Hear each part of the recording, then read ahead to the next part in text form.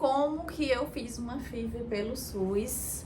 E hoje eu tenho o Miguel, que tem 4 meses, quase 5 meses. Postei um primeiro vídeo aqui no canal do YouTube falando que eu demorei 13 anos para engravidar. É interessante você ir lá ver mais ou menos o que aconteceu até a gente chegar numa FIV pelo SUS. Consulta no postinho, eu descobri que eu poderia fazer FIV pelo SUS. E aí foi a esperança que eu precisava na minha vida, na nossa vida, porque confesso pra vocês que a gente já não tinha mais tanta esperança, a gente já não tinha mais tanta fé ali que a gente iria conseguir, estávamos pensando em adoção, já tínhamos conversado sobre, mas algo nos dizia para continuar. E foi quando eu decidi que eu iria entrar na fila da FIV pelo SUS, e que eu iria até o fim. Eu iria fazer tudo que fosse preciso fazer, mas eu iria conseguir. Eu só não iria conseguir se não fosse da permissão de Deus e se eu fizesse o processo todo ali e desse um negativo. Então é porque realmente Deus não queria que a gente conseguisse ter o nosso filho ou a nossa filha, né? Você tem que marcar uma consulta com o seu médico, lá no seu postinho, né? Se tiver ginecologista, você já vai passar com o ginecologista. Se não tiver, eles vão marcar para outro lugar, como aqui em Brasília não tinha. Então eu passei em outro postinho que tinha ginecologista. Desse ginecologista, ele me encaminhou para um hospital especializado em reprodução humana, que tivesse um médico em reprodução humana. O médico da reprodução humana olhou todos os meus exames, constatou que realmente você não pode engravidar naturalmente.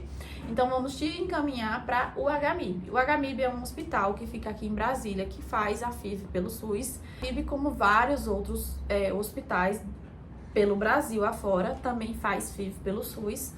Só que Brasília é o único lugar que eu não preciso pagar nada, eu não pago nada.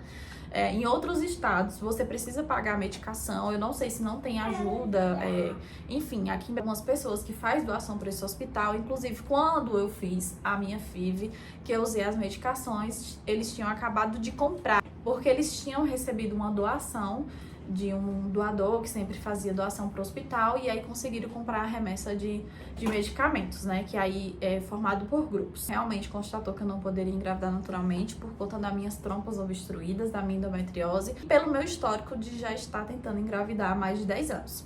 Então, ele me encaminhou para o hospital, como eu falei para vocês, para o HMIB. Só que eu não fui chamada logo em seguida. Esse encaminhamento eu peguei e levei para o meu postinho, que manda o encaminhamento para o hospital. Então, quando tem a vaga para consulta, o hospital entra em contato com você, comunicando, né, que você foi selecionado para uma consulta. Entra em contato com você, falando a data de sua consulta, o horário, tudo certinho. E aí você vai no dia, leva uma senha. Aí você tem que ir no postinho buscar a sua senha, você leva essa senha. E aí vai para sua consulta. Na sua primeira consulta, você já entra na fila, porque a fila é bem grande. Quando eu entrei, tinha 1.020 pessoas na minha frente. A fila é grande, então na primeira consulta você já entra, você já recebe seu número, você já está ali na fila da FIV.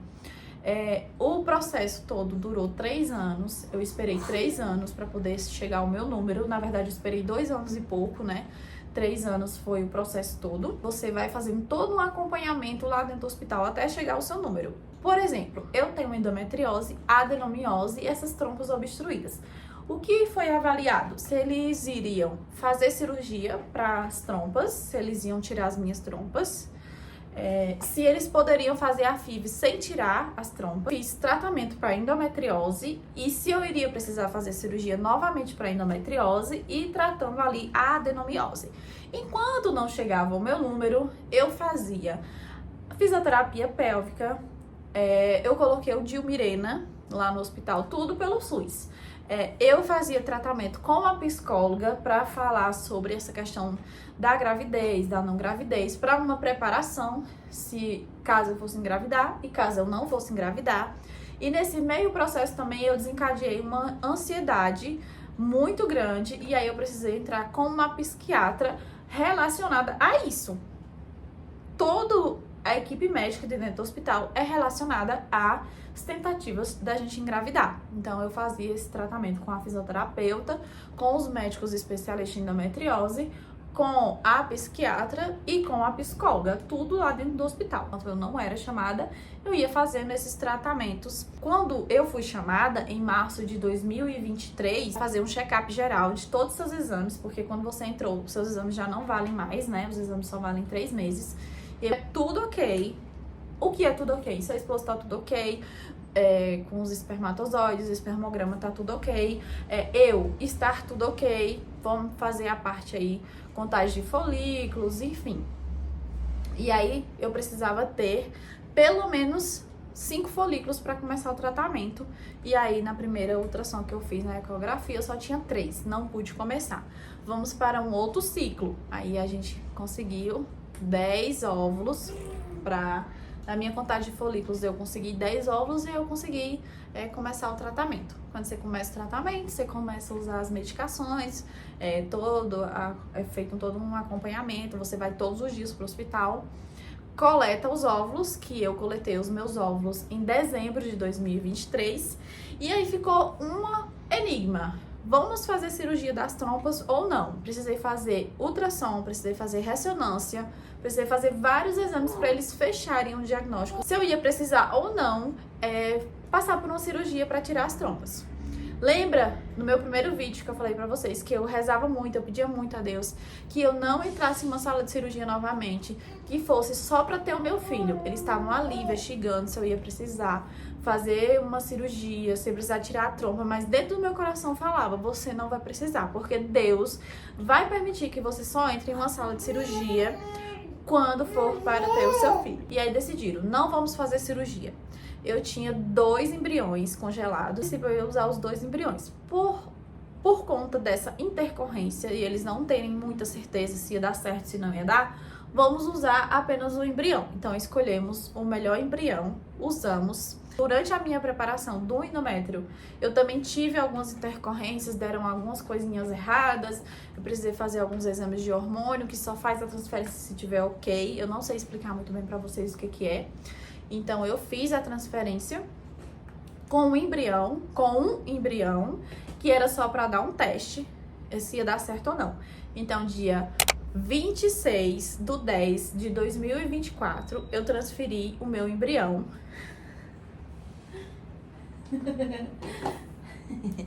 Então, dia 26/10/2024, eu transferi o meu embrião teste, que tá aqui, que eu tinha certeza que ia dar certo. Ai, gente, eu chego e me arrepio. Eu tinha certeza que ia dar certo, porque eu tinha fé em Deus que iria dar certo. Que aquele embrião seria o meu filho. Assim como eu tenho certeza que o meu outro embrião que está congelado é o meu segundo filho. É que Deus não permitiu que eu tivesse gêmeos, né? Deus sabe todas as coisas. E aqui tá o meu embrião testes. Do 11 de 2024, eu descobri que eu estava grávida. Então, eu queria contar pra vocês como foi a minha FIV pelo SUS. Mas no primeiro vídeo tem sobre as minhas tentativas antes da FIV. Eu queria compartilhar com vocês essa minha história, porque Deus é perfeito, Deus é bom, Ele sabe todas as coisas na nossa vida. E se você tem um sonho, seja conseguir engravidar, seja fazer qualquer outra coisa, persista, não desista. 15 anos, mas se for pra ser, vai ser e vai acontecer. Eu espero que vocês tenham gostado do meu vídeo. Lá no meu Instagram eu tô postando todos os dias, e aqui também eu vou começar a postar. Então, me sigam no meu Instagram, me sigam no Instagram, que é Relatos de uma Vida Real. O Miguel tá falando pra vocês que é Relatos de uma Vida Real. Vou deixar o arroba aqui. E também se inscreva aqui no canal, deixa o like. E até o próximo vídeo. Tchau, tchau! Tchau, tchau!